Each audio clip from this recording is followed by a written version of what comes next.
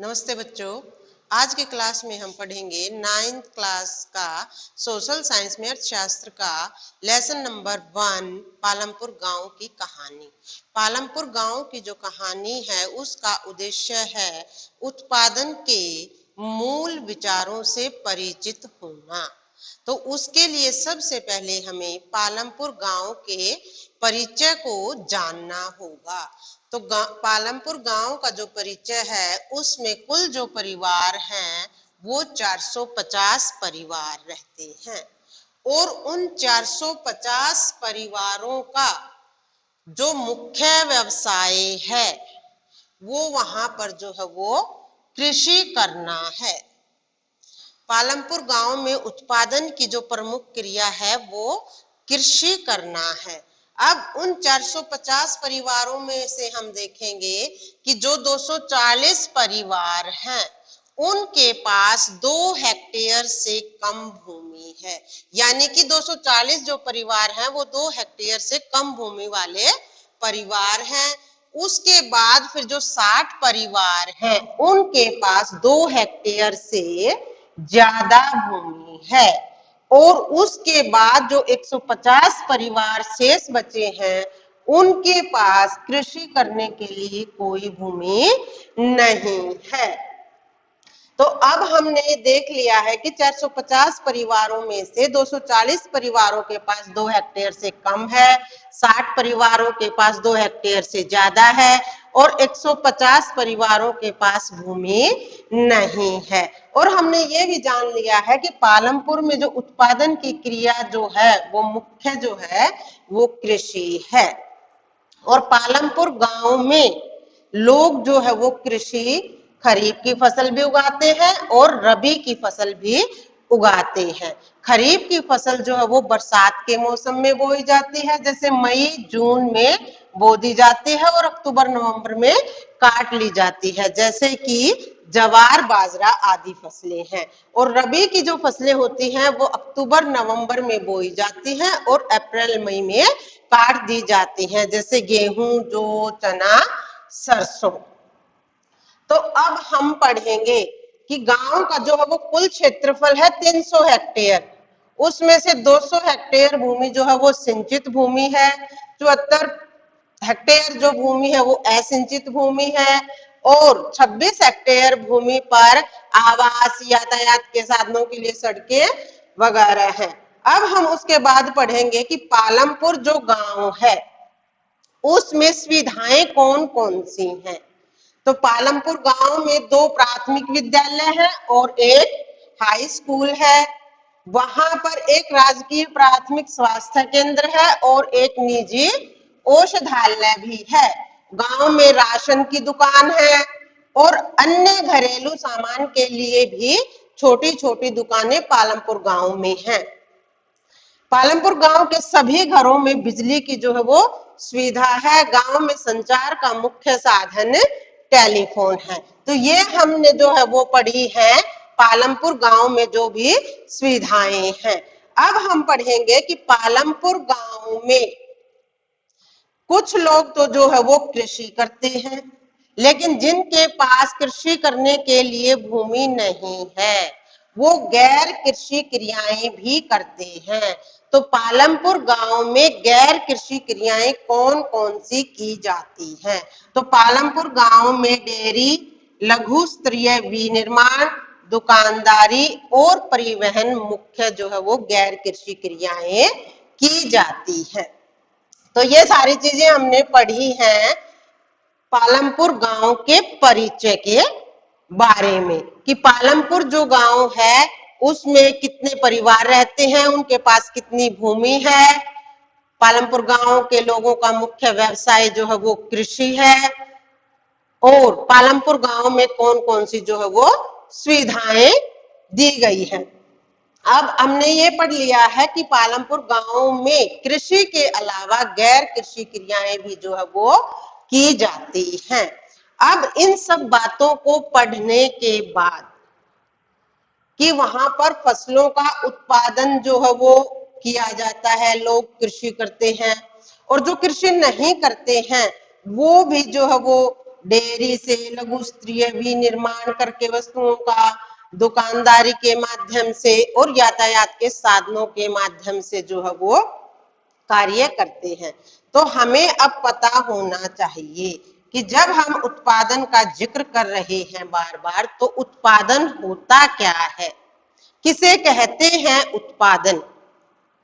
क्योंकि इस पाठ का जो पालमपुर गांव की कहानी है उसका उद्देश्य ही क्या है कि उत्पादन के जो मूल विचार हैं उनको जानना। तो उनको जानने के लिए हमें सबसे पहले उत्पादन को जानना होगा कि उत्पादन होता क्या है।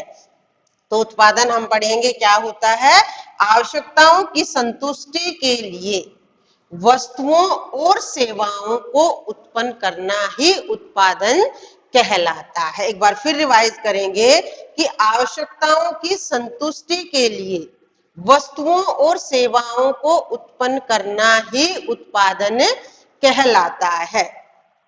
अब हम पढ़ेंगे कि उत्पादन जो क्रियाएं हैं उसमें कृषि करना भी और गैर कृषि जो क्रियाएं हैं वो भी शामिल होती हैं। उत्पादन क्रियाओं में कृषि क्रियाएं भी और गैर कृषि क्रियाएं भी शामिल होती हैं। अब हम पढ़ेंगे कि उत्पादन करने के लिए हमें किन कारकों की आवश्यकता होती है। तो जो भी उत्पादन हमने करना है उसके लिए 4 जो बातें हैं वो मेन है कि सबसे पहले हमें भूमि की आवश्यकता पड़ेगी, चाहे हमें उस पर कृषि क्रियाएं करनी है, फसल उगानी है या गैर कृषि क्रियाएं करनी है, तो उसके लिए हमें भूमि की आवश्यकता पड़ेगी। नंबर 2 पर हमें श्रम की आवश्यकता पड़ेगी कि जो भी कार्य करना है उसके लिए श्रम जरूरी है। और तीसरा हमें जरूरत पड़ेगी पूंजी की, और पूंजी में भी जो है वो एक तो स्थायी पूंजी की जरूरत पड़ती है, दूसरा कार्यशील पूंजी की जरूरत पड़ती है। स्थायी पूंजी क्या होती है कि उत्पादन करने के लिए जो भी हम चीजें खरीदते हैं आवश्यकता के अनुसार, कि जिस भी चीज का, जैसे ट्रैक्टर खरीद लिया, हल वगैरह जो भी है, और जो कार्यशील पूंजी होती है कि उस उत्पादन में जो लगने वाले नकद है वो क्या है, हमारी कार्यशील पूंजी है, नगद पैसा जो है। और नंबर 4 पर जरूरी है उद्यम, यानी कि इन सभी चीजों का तालमेल करके और मनुष्य के पास जो है वो उनको प्रयोग करने के लिए उचित कौशल और ज्ञान होना चाहिए। तो उसके लिए हमें उत्पादन जो करने के लिए है वो भूमि की आवश्यकता होती है, श्रम की होती है, पूंजी की होती है और उद्यम की होती है। अब हमने पढ़ लिया है कि उत्पादन की क्रियाएं और उत्पादन करने के लिए जो महत्वपूर्ण कारक होते हैं वो 4 होते हैं। अब हमने देखा है कि कृषि के अंतर्गत जो है वो 1960 के दशक से हरित क्रांति के द्वारा फसलों का ज्यादा जो है वो उत्पादन किया जा रहा है। तो यहाँ पर शब्द आया है हरित क्रांति। तो आपको पता होना चाहिए कि हरित क्रांति क्या होती है। तो हरित क्रांति क्या होती है कि आधुनिक कृषि विधियों, बीजों और यंत्रों का प्रयोग करके उत्पादन में वृद्धि करना ही जो है वो क्या है, हरित क्रांति है। इस कहानी के माध्यम से बताया गया है कि पालमपुर जो गांव के लोग हैं वो बहुविध फसल प्रणाली भी उगाते हैं, क्योंकि पालमपुर गांव में कुछ छोटे किसान हैं, कुछ बड़े किसान हैं और कुछ मझोले किसान हैं। तो जो बड़े किसान हैं वो ज्यादातर बहुविध फसल प्रणाली जो है वो अपनाते हैं।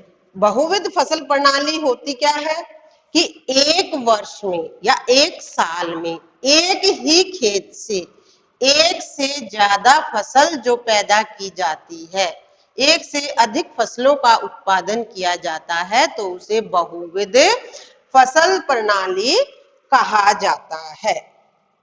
क्योंकि जो बड़े किसान होते हैं वो अपनी फसल से बचत पैदा कर लेते हैं और उस बचत से अच्छे उर्वरक बीज खरीद लेते हैं और जो है वो उनका प्रयोग करते हैं।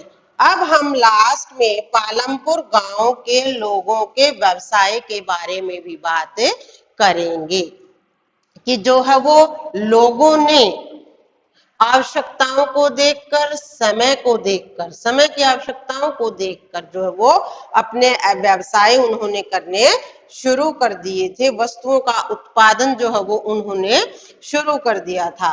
तो इनमें से कुछ जो उदाहरण हैं वो हैं कि करीम ने गांव में एक कंप्यूटर सेंटर खोल दिया था, कि करीम जो गांव का एक युवा है उसने देखा कि जो है वो गांव के बच्चे बाहर शहर में पढ़ने के लिए जा रहे हैं और वहां पर वो कंप्यूटर की कक्षाओं में भी जा रहे हैं, तो उसने गांव में ही अपने घर के बाहर वाले कमरे में ही जो है वो कंप्यूटर सेंटर खोल दिया और उस गांव की जो 2 महिलाएं थी जिन्होंने कंप्यूटर अनुप्रयोग की डिग्री प्राप्त कर रखी थी उनको वहां पर लगा लिया और जैसे ही उसका कंप्यूटर सेंटर खुला तो गांव के छात्र जो है उसमें पढ़ने के लिए आने लगे।